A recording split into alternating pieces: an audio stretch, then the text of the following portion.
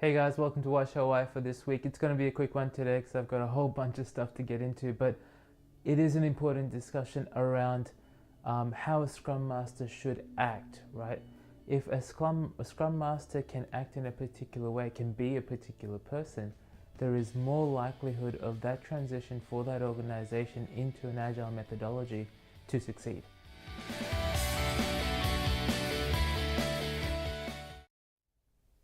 All right, so what's it take to be a good Scrum Master? Well, so many things, but it starts at the organizational level, right?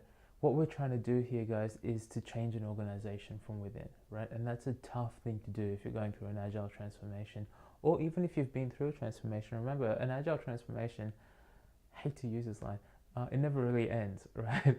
The agile part of it might end, but you're transforming the organization every iteration purely because you're looking for things to change to make better. Even if it's a small incremental change, you're still getting there, right? It doesn't have to be disruptive, abrupt change for it to be perfect and beautiful. So, how do we actually lead organizations through? Well, as a Scrum Master, you need to subscribe to something called servant leadership, right? It's right there in the Scrum guidebook. But what I would say to you is that servant leadership is actually, well, it'll fit into multiple organizations in multiple industries today, purely because the cultures have changed, right? We now have organizations that allow for servant leadership to flourish. In the more traditional organizations, you'll talk to more traditional managers, they'll say, oh, this servant leadership stuff, how do you lead from behind? It's not real, it's woo-woo, it's new age crap, and it doesn't yield any positive results. Okay, I kind of get where they're coming from because their career's been in a very traditional organization.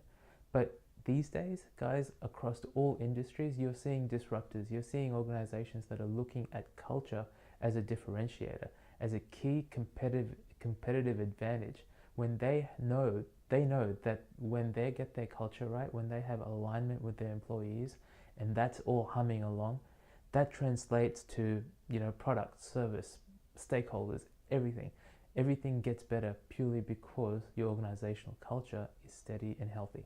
So servant leadership fits into that really, really well. And Scrum Masters need to be very good at that servant leadership part, purely because without that, they're going to struggle in affecting change. They're going to struggle in acting with aplomb. They're going to be in a position that they're always going to be struggling, and you don't really necessarily want that. Now, if we're in the envious position of about to hire a Scrum Master, think about this. Every HR person, every HR professional out there will say that you should hire for cultural fit, not for skills and experience, right? In the long run, that's absolutely true. And we tend to think short-sighted when we're hiring managers, right? We sort of think, oh, I have a need today. I need a developer straight away because I need to pump out this many more hours of code every day to meet my velocity, to meet my, deliverables or milestones or whatever project management technique you're using. You're trying to get stuff out. The problem with that is we're only thinking about the next 6 months. If you hire the wrong cultural fit, if you're hiring somebody, a Scrum Master that doesn't fit into the culture of your organization, doesn't align with it, doesn't have value alignment, what you're going to do is 6 months later, they're going to get bored, they're going to start becoming more annoying, shouldn't say annoying, they're going to start taking more of your time than what they've made up in that 6 months, right? So what you need to do is start thinking long term, and long term you're thinking about the person in the chair, not the chair itself, okay? So what do you look for when you're hiring across for a Scrum Master? Well, I sit across the desk and I look for three things. I look for self-assurance, I look for self-motivation, and I look for self-management. I look for self-stuff. I don't know why I'm looking, no, I do know why I'm looking for self-stuff. The reason why we're looking for self-stuff is because we're looking for somebody who can get in there and make their magic without draining someone else's capacity or energy or time, right? That's clearly what we're trying to do here. We're trying to add more capacity, not use other people's and bring them into another person. So if you're finding that your Scrum Master sitting across the interview table from you don't have that, exude that sort of confidence that makes you think, oh, this person can actually make change, it's the wrong fit. I don't care how much experience they have, how much skills they have, what their, who their friend is, what kind of recommendations they come from, anything. Do not get blinded by all the beautiful fonts and company names and huge titles in a resume. Think about the person, think about your organization, and think about cultural fit. Okay, that's more important. Or maybe just ask.